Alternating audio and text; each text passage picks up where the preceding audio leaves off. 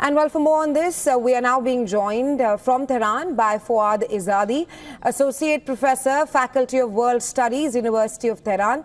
He is also a columnist and a political commentator. Welcome to WION, Mr. Izadi. Thank you.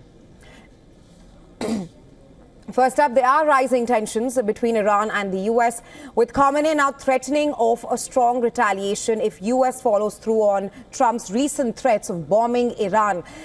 Lots of topics to discuss, but first up, how do you assess the current situation right now, and where does this leave talks between the two countries?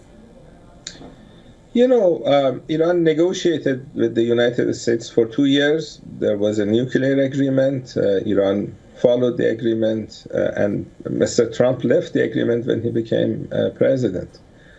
So the experience of negotiating with the United States is not good, because they don't follow through with the commitments that they sign.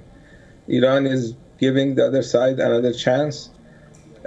If they are worried about Iran's nuclear program, the best thing they can do is return to the nuclear agreement, because under the agreement, Iran's nuclear program was limited extensively in terms of amount of enriched uranium, in terms of the number of centrifuges, and in terms of very extensive inspections.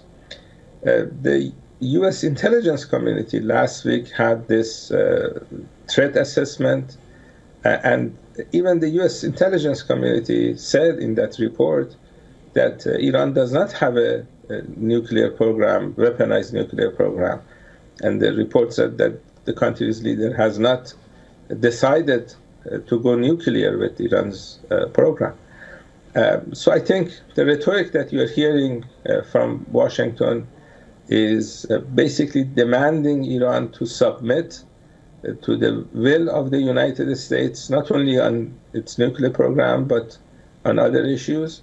They really don't like the type of government that Iran has, and they like to sanction Iran to change Iran's government. And they need to find excuses, and the nuclear program is one excuse. As you are showing on your screen, Iran is fully capable of defending itself. So I hope Mr. Trump does not make the mistake of attacking Iran, because that will result in many American soldiers dead.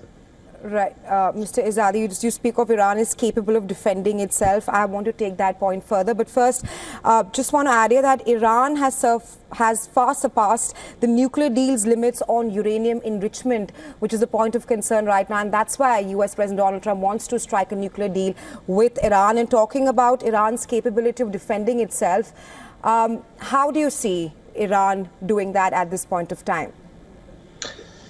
As I said, if they're worried about enrichment in Iran, they can just go back to the nuclear agreement that was negotiated after 2 years of negotiations. And it was during the Obama administration.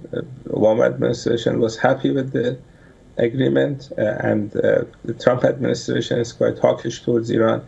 And, you know, they're engaging in a genocide in Palestine, and they have extensive military capabilities, and they have no ethical limitations. So Iranian leaders take these threats seriously.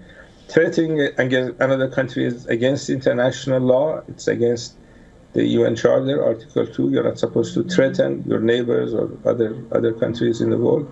And this is what the United States is doing. And Iran, given the fact that Iran has been threatened by the US before, as you're showing on your screens, Iran has developed extensive military capability to make sure that attacking Iran is costly. And that's what you're going to see. And the hope is that the military leaders in Washington would do a briefing for President Trump, make sure that he realizes that attacking Iran is going to be a big mistake.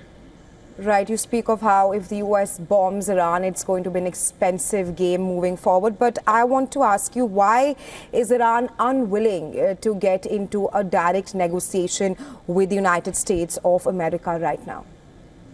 Because of the past experience. And, you know, indirect negotiations are something common as we speak. Russians and Ukrainians are negotiating indirectly. The United States is mediating between the two countries. And generally the reason countries negotiating directly is because of the extent of disagreements that they have. If they negotiate directly, the talks will fail. So what they do is that they find some intermediate, they negotiate through that intermediate, and generally that works better if there are serious problems. This is what Ukraine and Russia are doing as we speak. And so last time with direct negotiations, not much success. This time, we'll see. We'll see if the United States would actually do something that's good for the United States and Iran. Iranians don't like to see American soldiers die in this part of the world. All right, Mr. Azadi, thank you so much for joining us on WION and sharing your insights with us. Thank you.